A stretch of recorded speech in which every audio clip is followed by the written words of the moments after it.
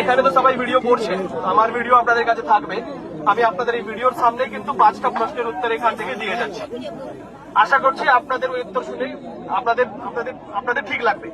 একটা হচ্ছে, উনি যেটা আমাকে বলেছেন যে সেম পরিবারের বাবার নাম আছে, ছেলের নাম কেটে গেছে, ছেলের নাম আছে, বাবার নাম কেটে গেছে, বাবার নাম আছে, মায়ের নাম কেটে গেছে, মায়ের নাম আছে, বেটি আছে, ওর নাম কেটে গেছে, এরকম সমস্যা হয়েছে। এখন আমি যদি দেখি এটাকে, বা যে কেউ লোক যদি বলে, এটা কিন্তু হওয়ার কথা না। যদি বাবা ভোটার আছে তাহলে বেটা ভোটার থাকবে, বেটা ভোটার আছে মানে বাপ ভোটার ছিল। এখন যদি কারো এরকম, যাদের যাদের এরকম সমস্যা হয়েছে, অ্যাডজুডিকেশনে বাদ গেছে, হতে পারে কোন একটা কাগজ প্রয়োজন ছিল, ওই কাগজটা হয়তো আপনারা দেননি, দিয়েছিলেন কিন্তু ওটা ঠিক করে দেখতে পারেননি, সেই কাগজটা হয়তো সাফিসিয়েন্ট ছিল না, যে কোনো প্রবলেম হতে পারে, তার জন্য এই সমস্যাটা আজকে হয়েছে। আমি এক একটা করে প্রশ্নের উত্তর দেবো, সব প্রশ্নের উত্তর শুনবেন, কিন্তু মাঝখানে কেউ বলবেন না। এখন এটার সলিউশন কি আছে? এটার সলিউশন সবচেয়ে ভালো স্ট্রং পয়েন্ট যেটা হচ্ছে যে পরিবারের কেউ না কেউ ভোটার লিস্টে রয়েছে, এটা খুব ভালো জিনিস। এখন বাকি যারা আছেন, যাদের নাম বাদ গিয়েছেন, তাদের কাছে দুটো অপশন আছে।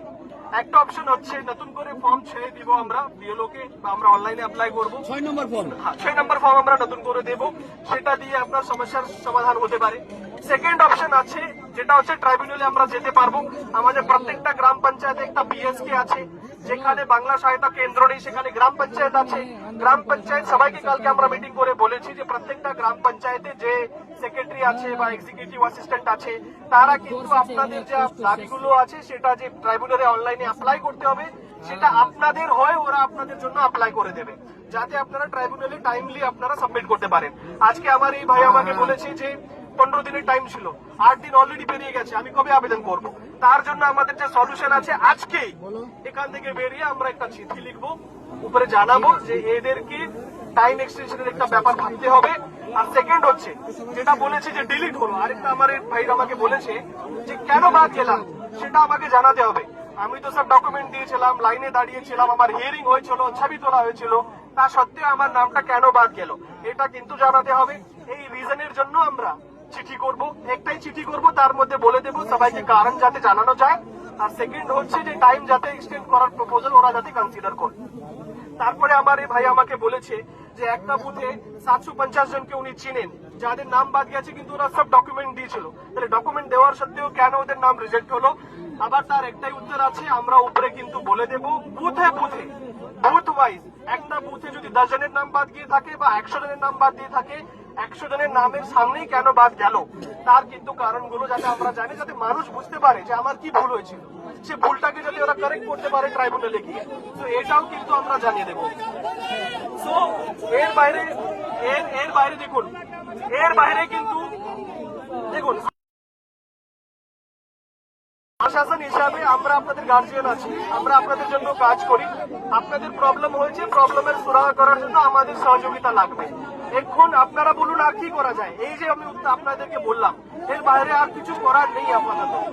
এখন আপনাদেরকে যা রিকোয়েস্ট শুরু থেকে করছি, আপনাদের যা প্রশ্ন থাকবে, যা সমস্যা থাকবে, আমরা, আমার নাম শেখ আনসার আহমদ, আমি এখানে আছি, আমার সাথে আপনাদের এসডিও ম্যাডাম আছে, ভিডিও সাহেব আছে,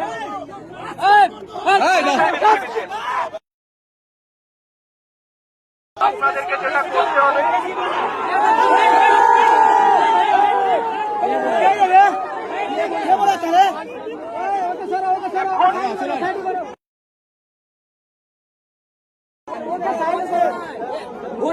আগে কি বলছে শুনতে পাও, আগে কি বলছে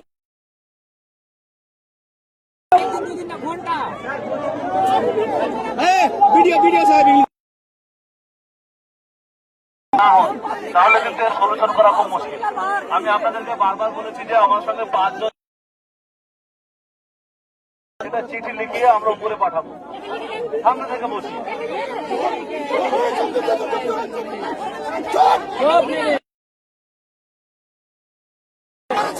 আজকে কেন ভোট কাটলো, আজকে ভোট হবে, ভোট হবে না,